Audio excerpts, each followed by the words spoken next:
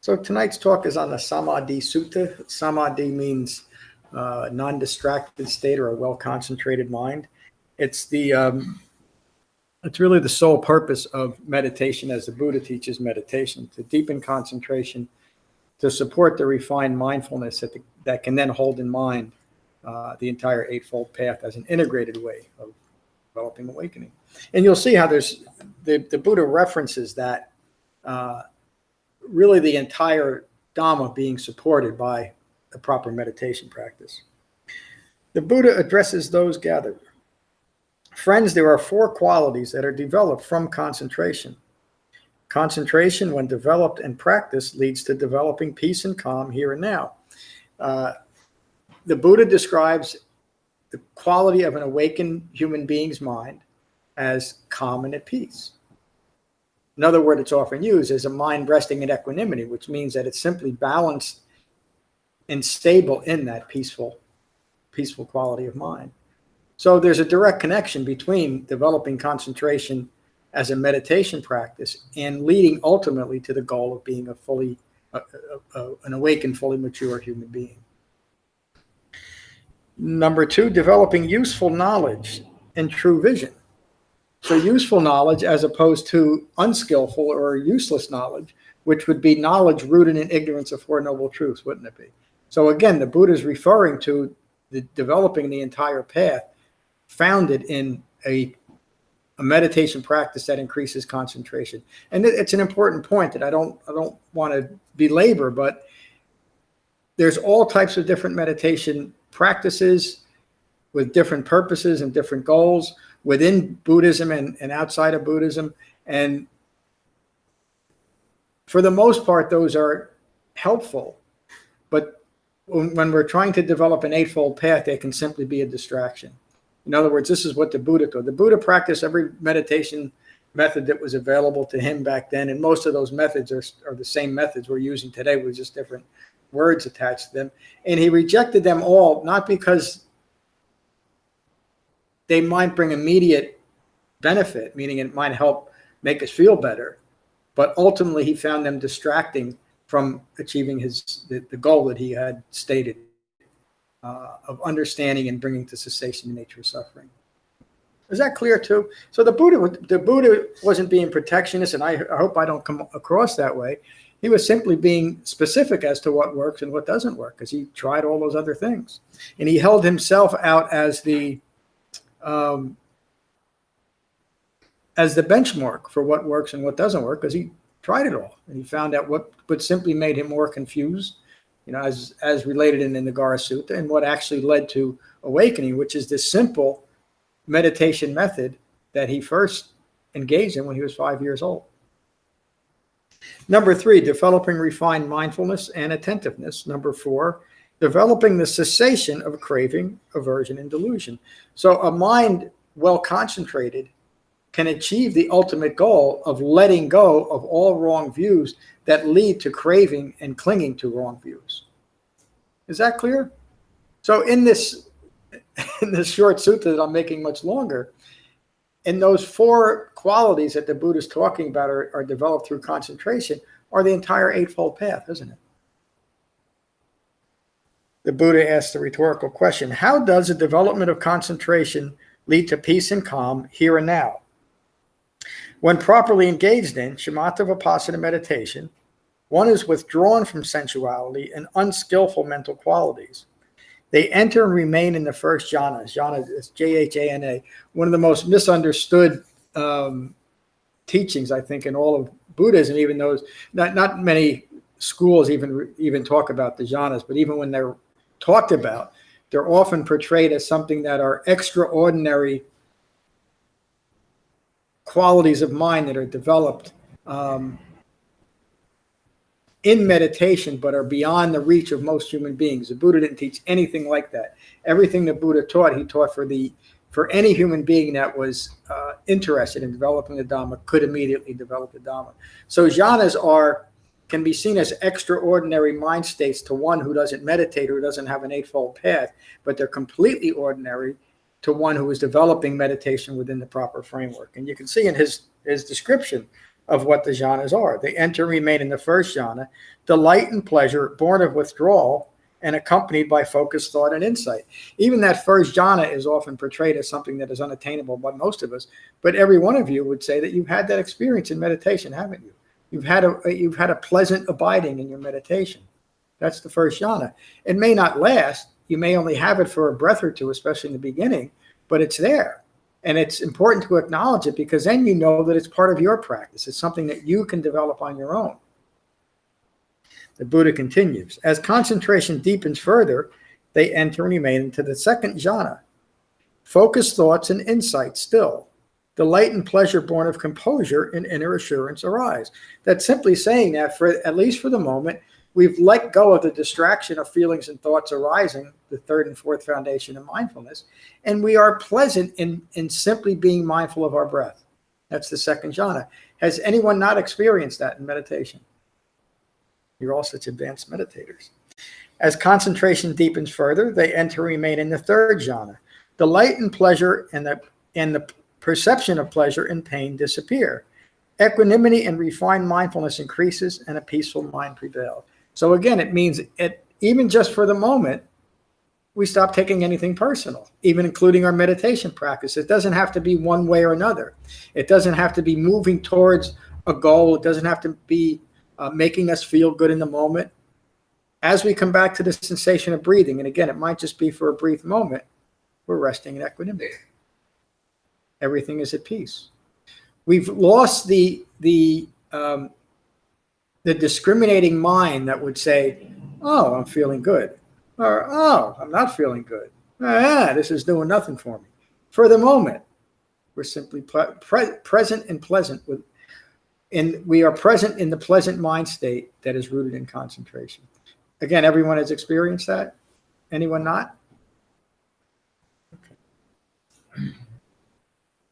Yeah, I'm just realizing that is actually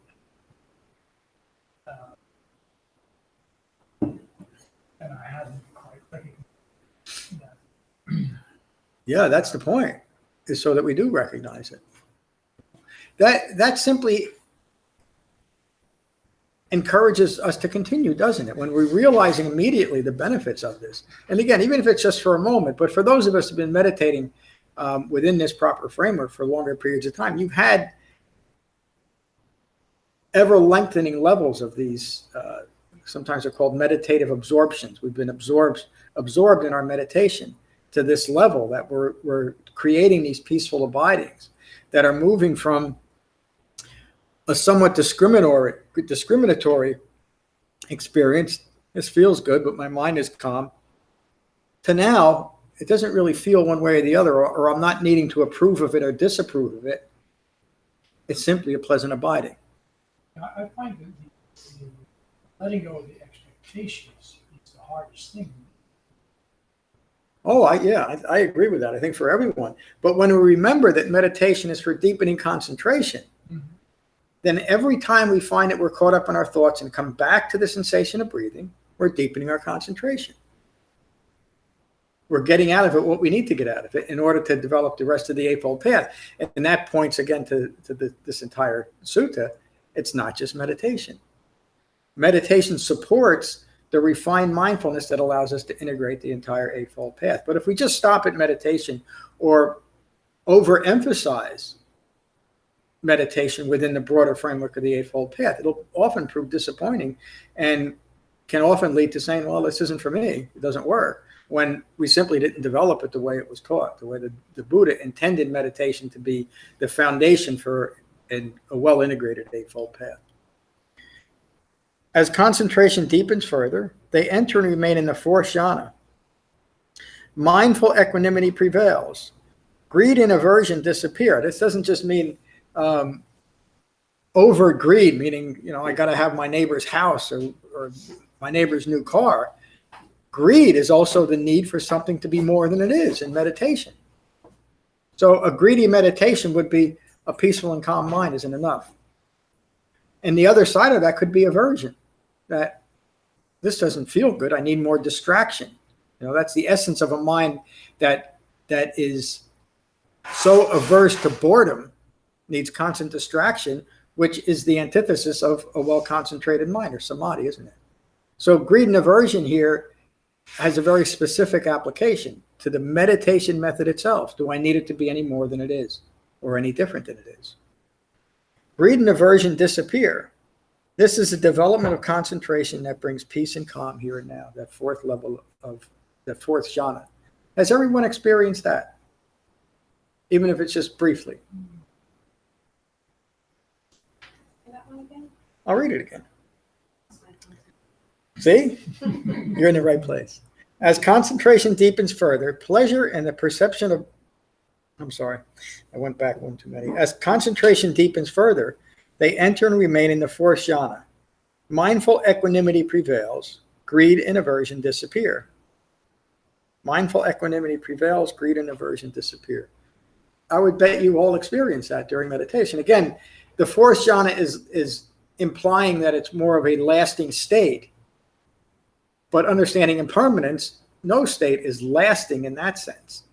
But during our meditation practice, it's important, as Ram just pointed out, to recognize that our concentration is increasing and our levels of meditative absorption are deepening.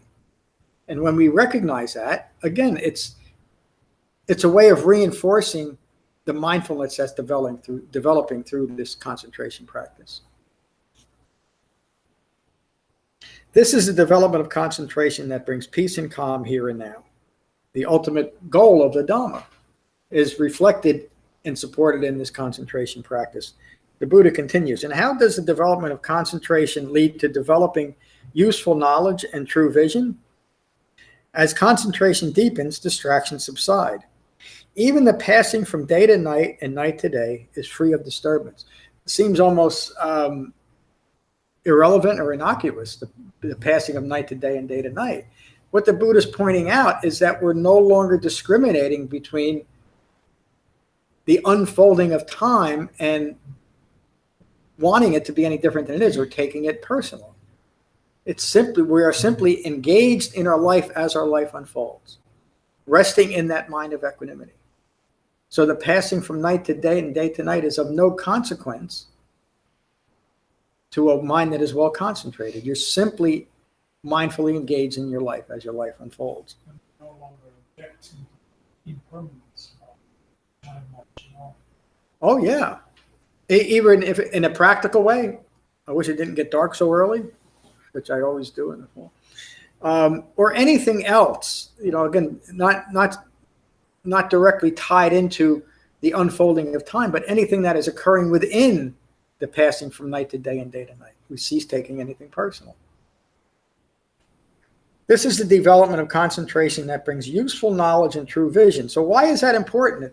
Because if we're going to develop useful knowledge and true vision, we have to be mindfully present with what's occurring in our life. This isn't a state of projection where I'll gain something in meditation and in the future I'll find some use to the knowledge. The useful knowledge and true vision is developed by being mindfully present, by having a mind united in the body with our life as our life occurs. And do you see how that directly relates to a well-concentrated mind? A well-concentrated mind is a mind that is united in its body. It's focused and aware of what's occurring right now. Again, that's just what the Buddha is talking about here. Clear? So do you see the thinking about teaching this for the last couple of days, the point that I'm trying to make is that the meditation method that the Buddha taught within the broader framework of the Eightfold Path is very simple: to be concentrated. And then from that well-concentrated mind, to integrate the entire Eightfold Path, which ultimately leads to seeing things in a moment-by-moment ongoing basis from the point of view of right view. What's the best characterization of right view? The Buddha's, I think, is the best. This is stress. This is the origination of stress. This is the cessation of stress. This is the path leading to the cessation of stress, which means that you have a comprehensive understanding of what the Four Noble Truths mean. The whole point of the Buddhist teaching, why they're called the Four Noble Truths. You understand the nature of stress. Another way that the Buddha describes an awakened human being from the point of view of right view is that person understands at a profound level the nature of stress, which also implies if we understand something, that which is stressful we will have put aside. In other words, included in right view is a view that you recognize and have abandoned anything that is rooted in craving for or clinging to wrong views. Clear? So again, do you see how concentration, this simple meditation method, supports this incredible practice of the Eightfold Path? And when you can see it that way and see it that clearly, you realize how simple and direct the Eightfold Path is. Develop concentration and integrate the other 7 factors. And that is our practice. And how does the development of concentration lead to developing refined mindfulness and attentiveness? As concentration deepens, the impermanence of feelings is understood. As concentration deepens, the impermanence of perceptions is understood. As concentration deepens, the impermanence of thoughts is understood. Referring first to the 4 foundations of mindfulness, doesn't it? The Buddha's instruction on what to do during meditation. And then we do that off our cushion when we stop taking what's arising within us in relation to the world personal. In other words, even if we are getting upset over something, we remind ourselves, this is not me, this is not mine, this is not who I am. We recognize the impermanence in the feeling or the thought attached to the feeling or the thought driving the feeling or the perception resulting from the thought attached to the feeling. And we simply let it go and bring our minds back to what's occurring. Concentration. And it's not a trick and it's not an escape. It's a way of developing a powerful level of refined mindfulness so that we can be mindful of what's occurring in our own lives. And that makes every moment in our life, I use the word, exquisitely meaningful, because we don't need it to be any different than it is. And then even those moments that we would normally be ambivalent about, which is really most of our lives, when you quiet your mind enough to see it, even those things that we're completely ambivalent about have meaning. Why? Because we're living it. It's not something we are distracted away from. Think about the profundity of that statement and what the Buddha is teaching here. Every single moment of our life is meaningful because we're not distracted away from it from our own thoughts. Remarkable, isn't it? Yes? I think so. I'm going to go back one sentence. As concentration deepens, the impermanence of thoughts is understood. This is a development of concentration that brings refined mindfulness and attentiveness. Again, the Buddha taught the appropriate application of this refined mindfulness is to be able to hold in mind each factor of the Eightfold Path when it's appropriate to utilize it in our lives as our life unfolds. And how does the development of concentration lead to developing the cessation of craving, aversion, and delusion, the 3 defilements? As concentration deepens, one remains attentive to the arising and passing away of the 5 clinging aggregates. The 5 clinging aggregates describe the personal ongoing experience of suffering: form, feeling, perceptions, mental fabrications, and consciousness, ongoing thinking rooted in ignorance.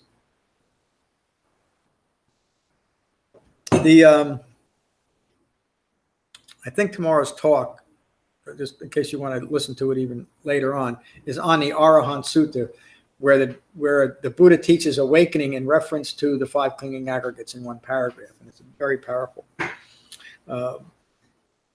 They know the impermanence of form, of feelings, of perceptions, of mental fabrications, and of consciousness.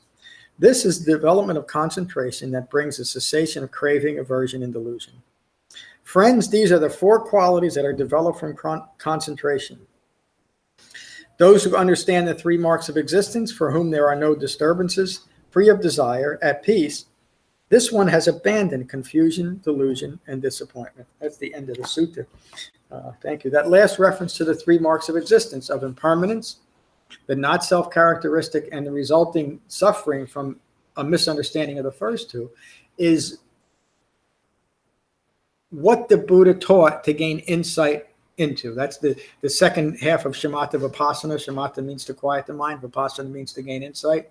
It's a very specific insight. It's not some broad, wondering kind of insight that's always open to everything in an insightful way. It's a very focused insight into these three marks of existence so that we understand the creation of distraction and suffering in our own minds. It's the whole point of the Buddhism. So that's tonight's talk. I hope you found it useful. Any questions or comments on the talk, and then we'll go around the room. Start with Mary Beth. Mary Beth, good to see you tonight. I'm glad I'm here.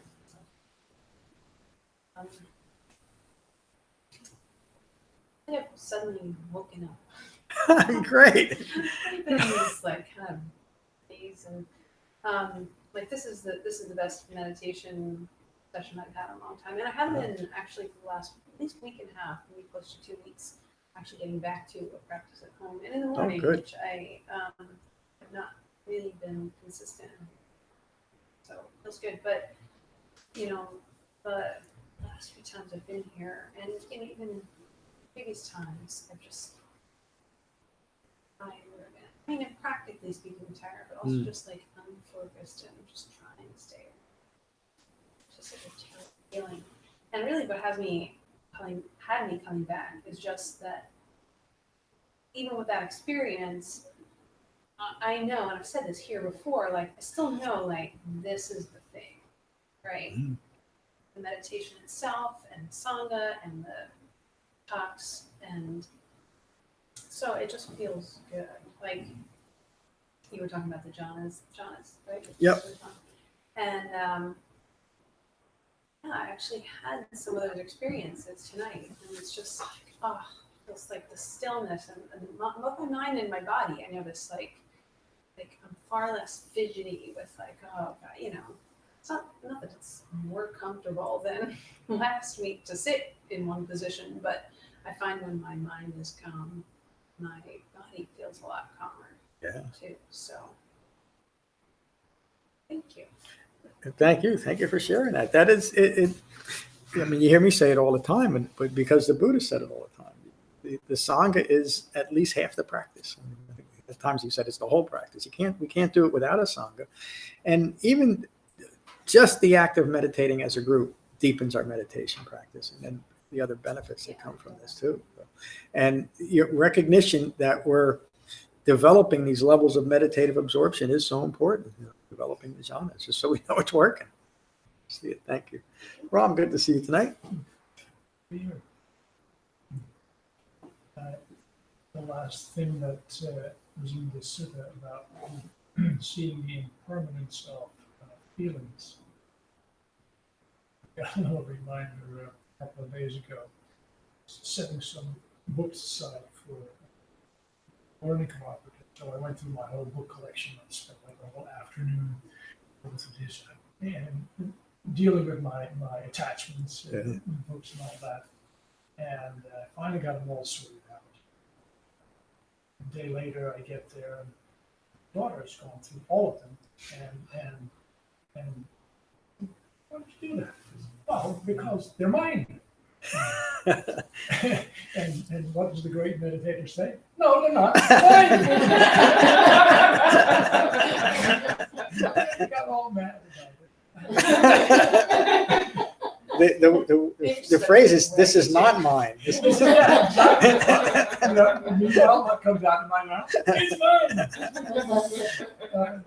And then, an hour later, I realized how completely silly that was. But as I'm saying it, I realize that I'm doing the exact opposite of what I've been trying to do for years.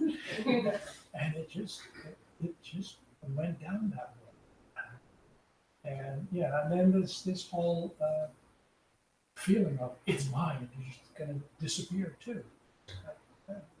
No, it isn't really mine. But this is just how the situation is at the moment.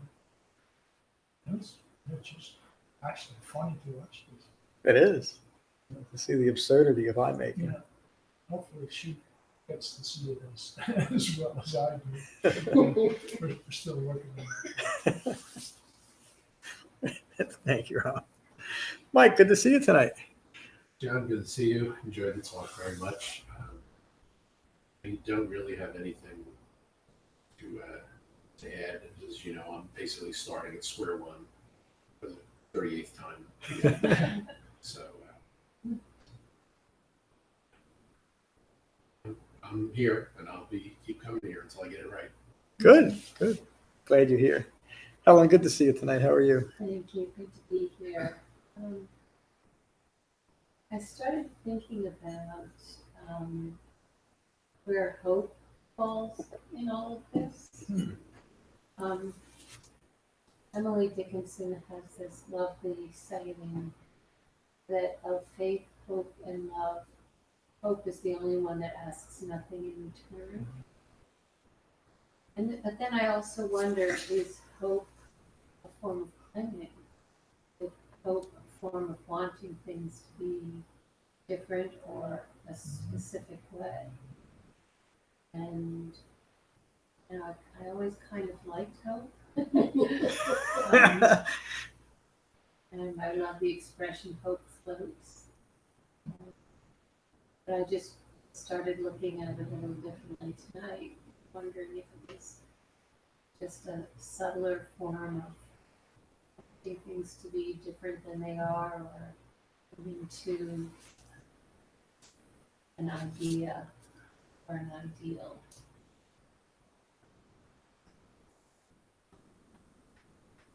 Thank you. It really shows the level of understanding that you have, you know, where this takes us. Just to even question that. So, hope and faith. The Pali language is an interesting language because one word can mean so many different things and be applied in different ways depending on the context. So, sada is a word that is often translated to faith. It could also be translated to hope. I think the best translation as it relates to the Dhamma is conviction. And hope and conviction relate to the Dhamma as the Buddha taught in the Ratana Sutta, in the Triple Refuge. So it's kind of a skillful hopefulness to take to the Dhamma and the three refuges of the Dhamma with the understanding that a human being actually did this and awakened. So you could say, well, I hope I can do the same, but it's a well-focused hope rooted in conviction of developing the Dhamma, isn't it? And maybe I'm playing with words, but maybe not. It really is the way that we're holding the hope out, isn't it? So you could say that I started meditating within the framework of the Eightfold Path with the hope that I awaken. That was my motivation. I didn't really quite understand it at the time, but once I fell into the framework of the Eightfold Path, then I had a reasonable expectation to develop the fruition of hope.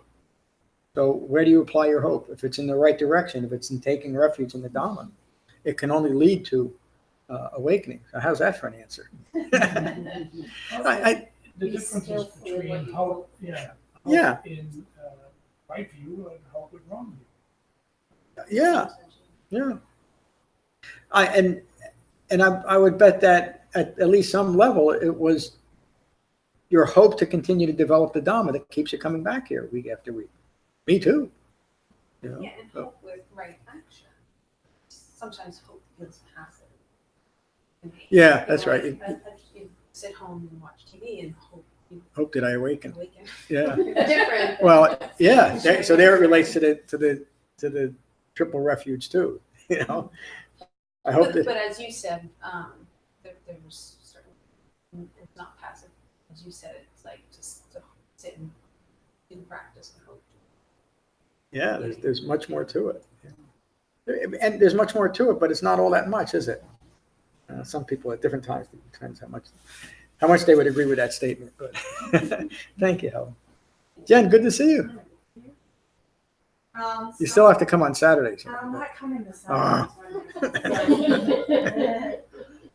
Samadhi is, can you define that again? It's normally translated to mean concentration, which is somewhat appropriate, but I think a non-distracted state applies more directly to the Dhamma. So it's a state of mind. Yeah. Um, So, but a well-concentrated mind is Samadhi. yeah, because I've always felt like Samadhi up and today in this conversation, I sort of started to see how I've been thinking of Samadhi as like a place to get to. Mm. And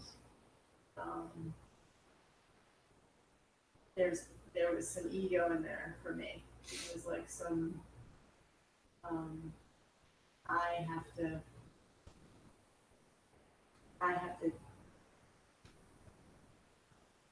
gain this excellent insight, or I have to attain this mind state, rather than the opposite of that, which is just laying down the ego and just kind of breathing and focusing on the breath, and then having hope or faith that the insight will arise or the concentration will be there. That was a slightly little adjustment.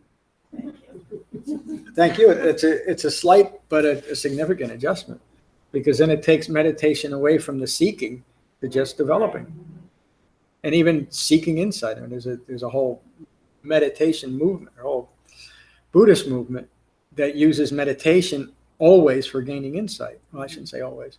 It's often taught as a preliminary. You first learn to quiet the mind.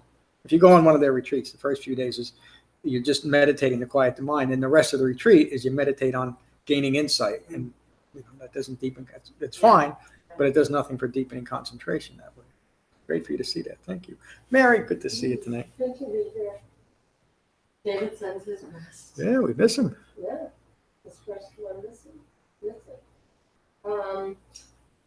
This is a really good sutta. It has everything in it. Yeah. And,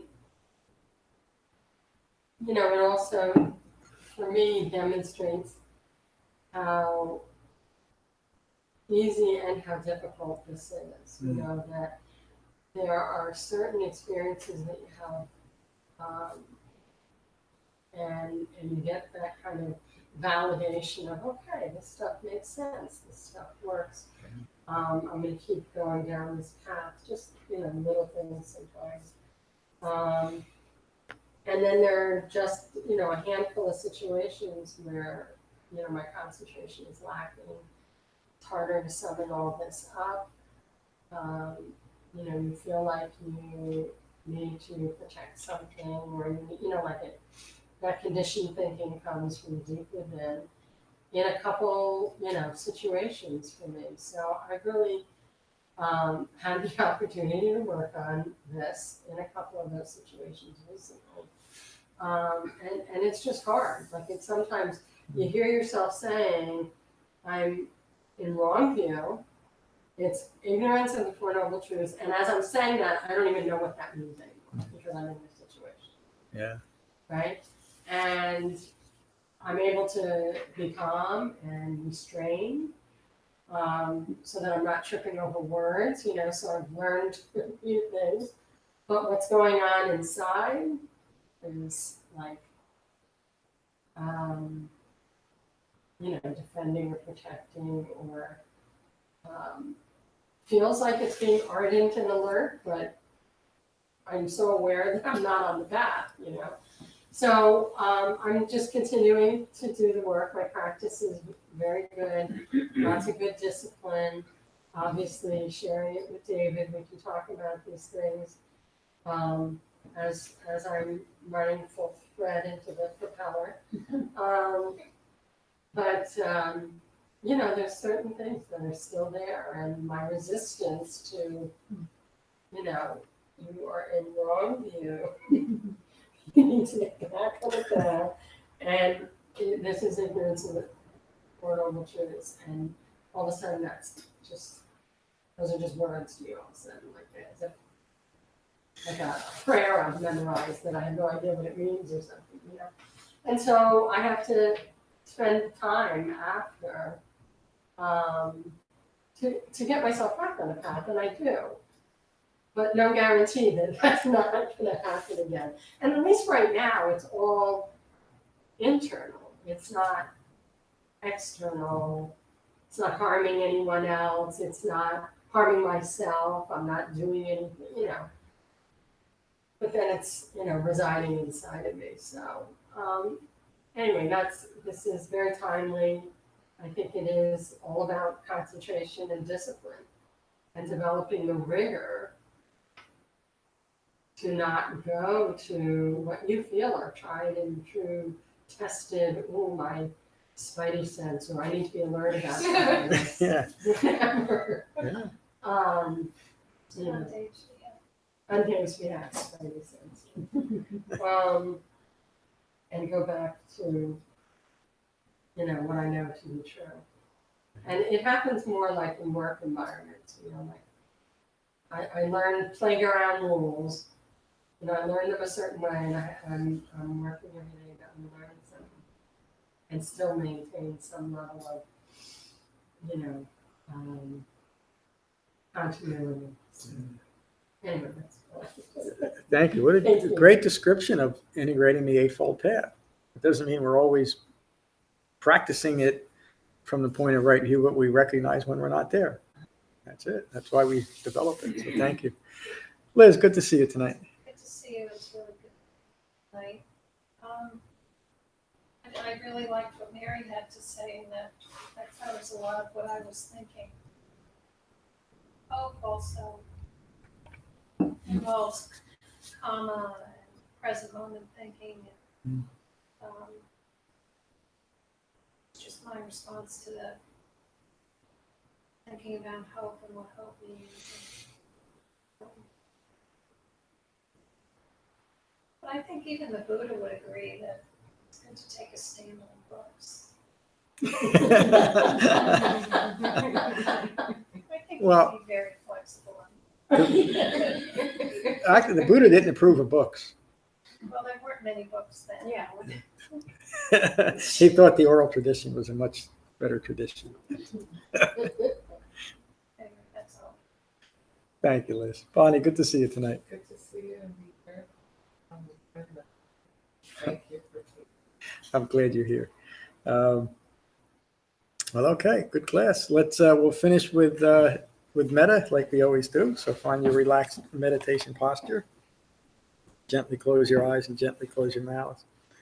And again, just take a moment to become mindful of your in-breath and your out-breath. And these are the Buddha's words on metta from the Karaniya Metta Sutta. This is what should be done by one who is skilled in goodness and who knows the path of peace. Let them be able and upright, straightforward and gentle in speech, humble and not conceited, contented and easily satisfied, unburdened with duties and frugal in their ways, peaceful and calm and wise and skillful, not proud or demanding in nature. Let them not do the slightest thing that the wise would later reprove. Wishing in gladness and in safety, may all beings be at ease. Whatever living beings there may be, whether they are weak or strong, omitting none, the great or the mighty, medium, short, or small, the seen and the unseen, those living near and far away, those born and to be born, may all beings be at ease. Let none deceive another or despise any being in any state. Let none through anger or ill will wish harm upon another. Even as a mother protects with her life her child, her only child, so with a boundless heart should one cherish all living beings. Radiating kindness over the entire world, spreading upwards to the skies and downwards to the depths, outwards and unbounded, freed from hatred and ill will.